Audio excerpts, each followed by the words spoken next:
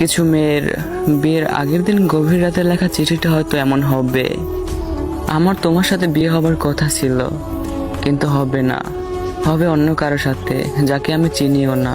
আমার অনিচ্ছা থাকা সত্ত্বেও সে আমাকে ছুঁবে, আমি চাইলেও কিছু করতে পারবো না। আমার অনেক ঘৃণা লাগবে, কারণ আমাকে যে অন্য কারো ছোঁয়ার কথা ছিল না, আমাকে যে তোমার ছোঁয়ার কথা ছিল। যখন তাকিয়ে দেখবো তোমার ছোঁয়ার জায়গায় অন্য কেউ আমাকে তখন আমি জোরে জোরে কান্না করতে থাকবো।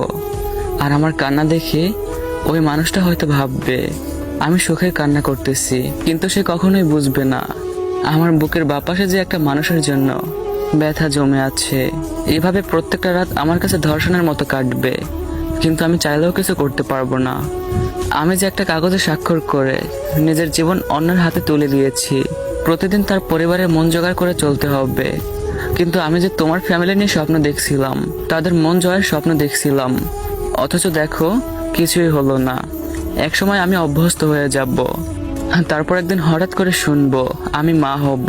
এটা তো একটা নারীর জীবনের সব থেকে সুখের দিন, কিন্তু আসলে ওই দিন আমি সুখী হব না। চিৎকার করে কান্না করতে ইচ্ছে হবে, কারণ বাচ্চাটা যে আমার ভালোবাসার চিহ্ন না, তাও তাকে দুনিয়ায় আনতে হবে, কারণ ওর তো কোনো দোষ নেই।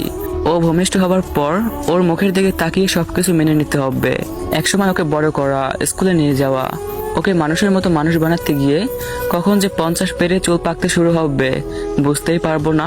এর মাঝখানে হয়তো তোমাকেও মনে পড়বে, লুকিয়ে লুকিয়ে কান্না করব, তারপর দীর্ঘশ্বাস ফেলে আবারও ব্যস্ত হয়ে যাব। এভাবেই সময় কেটে যাবে। তারপর হয়তো কোনো এক রাতে ঘুমের মধ্যেই হারিয়ে যাব।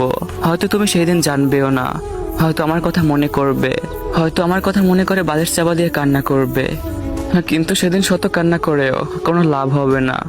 আর আমার মনে সেই কথাগুলো না জানাই রয়ে যাবে তোমার আজীবন।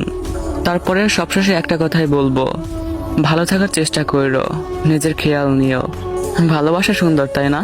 মেনশন করেন আপনার সেই মানুষটাকে যাকে নিয়ে সারা জীবন একসাথে থাকার স্বপ্ন দেখতেছেন। মেনশন দিয়ে তাকে জিজ্ঞেস করেন পরিস্থিতি যেমনই হোক না কেন সে কি আপনার হাতটা শক্ত করে ধরে রাখতে পারবে। আর ভাইয়াটাকে যদি হারাতে না চান, তাহলে চাইলে ভাইয়াটার এই আইডিটাকে ফলো করে রাখতে পারেন। ধন্যবাদ সবাইকে।